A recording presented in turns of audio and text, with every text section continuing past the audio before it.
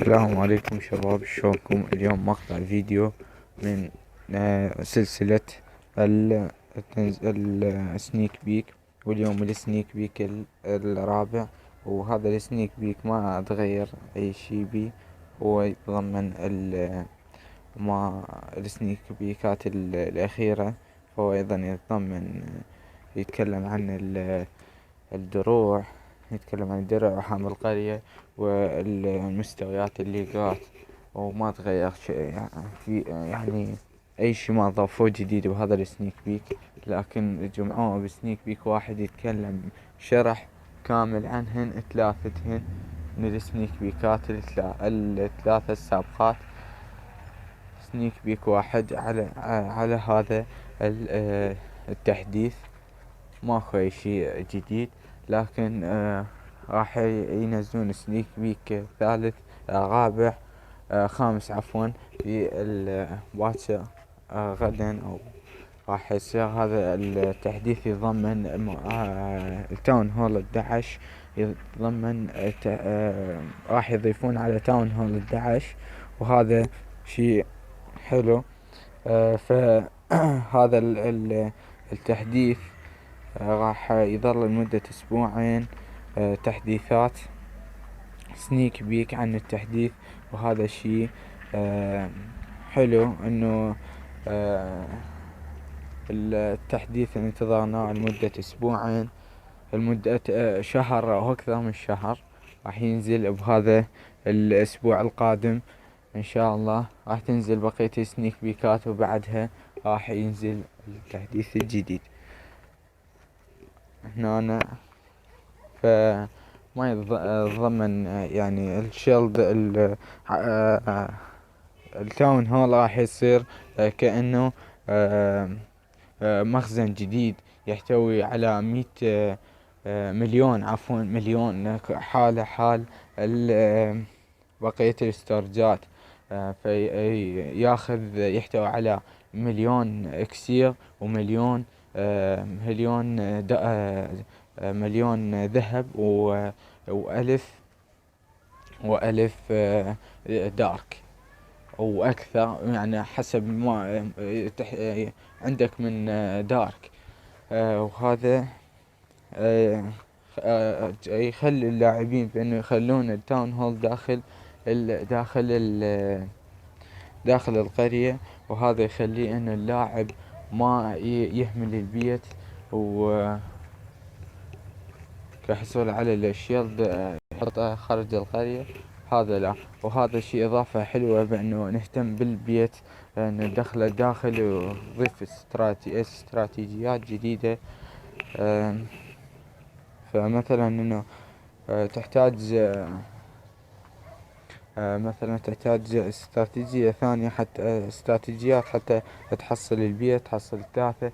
فإنه البيت صارت الستورجات الحد بيت 10. هو ماكس الستورج هو 800 8 ملايين، عفوا 8 ملايين.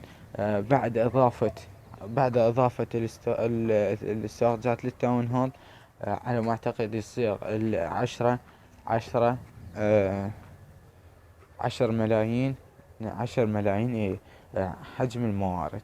وإضافة الدارك أيضا، ولو الدارك ما يحتاج إنه، لأن ماكس الملوك ما يحتاج الماكس الدارك. فلذلك راح يصير إنه التحديث ما السنيك بيك اللي ضمن اليوم ما بي أي تغيرات عن سابقها. وهذا هذا الشيء بهذا السنيك بيك ما اتغير اي شيء عن التحديثات السابقة. هذا شيء عادي، لان راح ينزل سنيك بيك ثاني. هذه انتهت مرحلة التكلم عن الموارد والشيل. راح يبدأ مرحلة ثانية، هو يتضمن التحديثات بالتحديث بال يتضمن هذا التحديث عن الجنود. راح يضاف راح ننزل موقع ايضا عن التسريبات. وهذا موقع يعني اخر إذن الثلاث سنيك بيكات أو الأربعة كانوا موجودات بهذا التسريب الموجود قبل أسبوع تقريبا. وقبل قبل السنيك بيكات بيومين أو ثلاثة طو هذا التسريب بالفعل الصحيحات. راح ينزل جندي جديد وإضافة مستويات أخرى للجنود، وإضافة بالطبع ال- ال- الجندي الجديد والملك الجديد والدفاع الجديد. وهذا الشيء ثابت، وكلها يحتاج في تاون هول 11.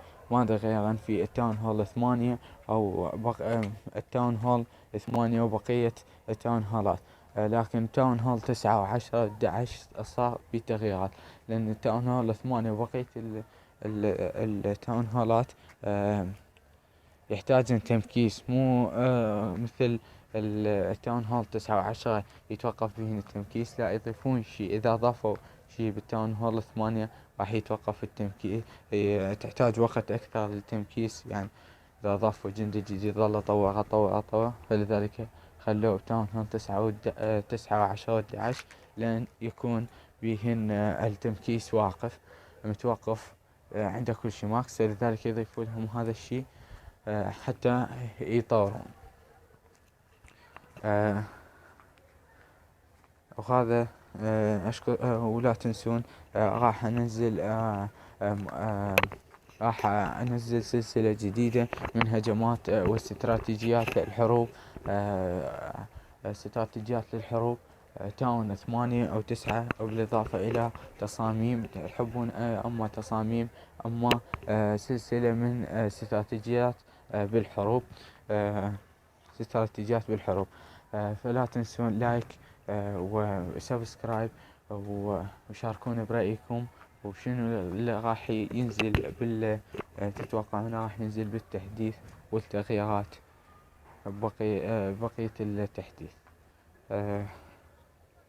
يلا.